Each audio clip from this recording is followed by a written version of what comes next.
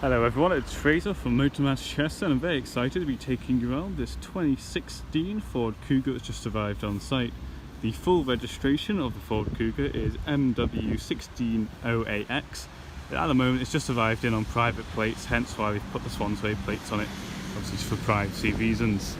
But this is an absolutely wonderful family SUV. Ford Kugas are definitely one of my favourite out there on the market. Very reliable, very easy to drive, and yet full of great specs and just quite nippy overall.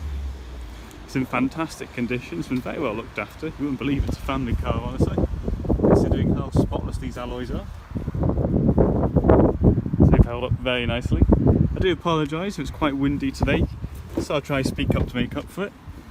But as we pop inside, you'll notice just how spacious it is and also how comfortable it is with the half leather interior. Very stylish, gets the job done nicely. Of course you've got that classic, very utilitarian Ford interior, very sleek overall. Don't forget though, of course, the Kuga footwells. In addition, the seats have got a great driving position and they're all fully adjustable. It's a nice little touch. Behind the rear privacy glass, as we jump into the boot again, you have the half leather interior, tons of headroom and tons of legroom. We've got the ISOFIX points here, make it easy to pop child seats in. There's absolutely no worries there. Let's take a look at the rear of the car. Sleek bodywork does finish all the way through the vehicle. And we'll open up. The boot opens quite low, which is quite nice if you're loading heavy goods in. Maybe you've got a big pram, big trolley to pop in there. No worries. So we've got plenty of space here in the boot. You can fold back those rear seats if you want to extend this out further. So maybe you've got a big trip to IKEA planned, it'll hold up quite nicely.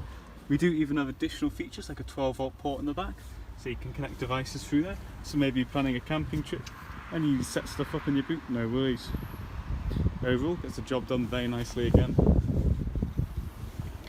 It's a bit cold and windy, so I'm going to jump into the driver's seat now and show you all the fun stuff. Of course, don't forget about the chrome roof rails.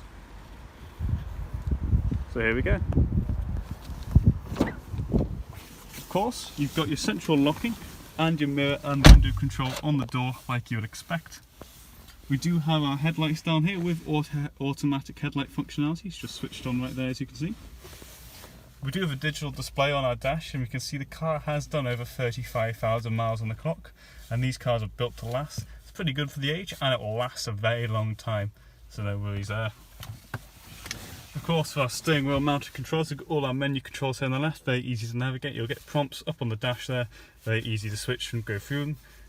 And of course on the right we have our Bluetooth controls, so we have our volume control and our telephone control, as well as our voice control activation right there in the middle.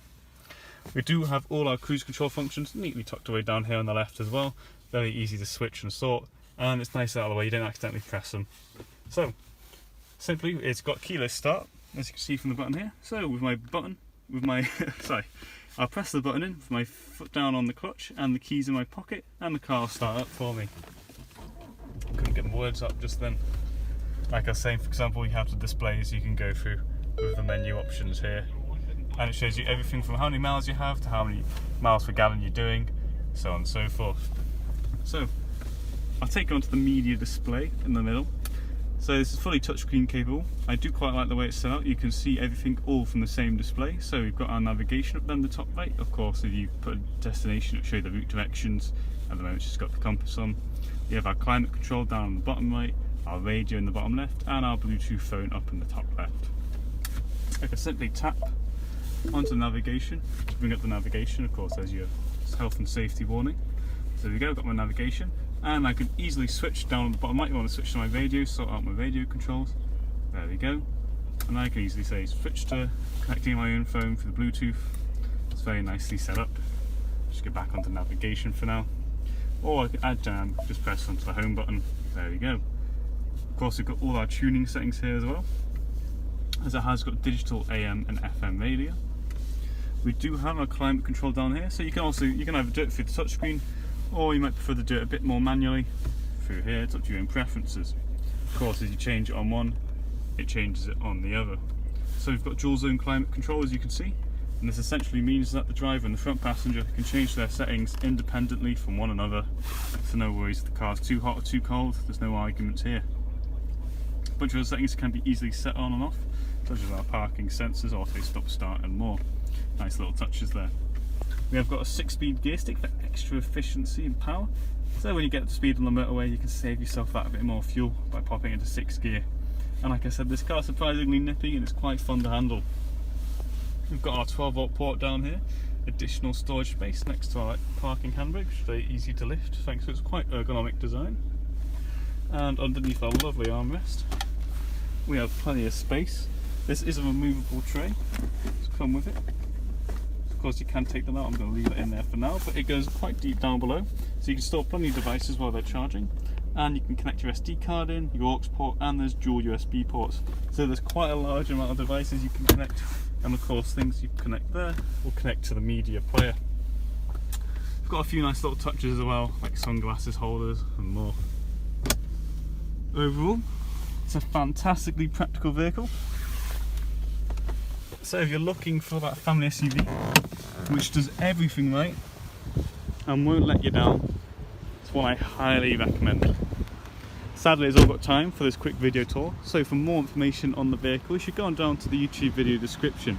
From there, there's a link to the Auto Trader listing. Currently, the UK is under lockdown, but we are still operating through our click and collect system.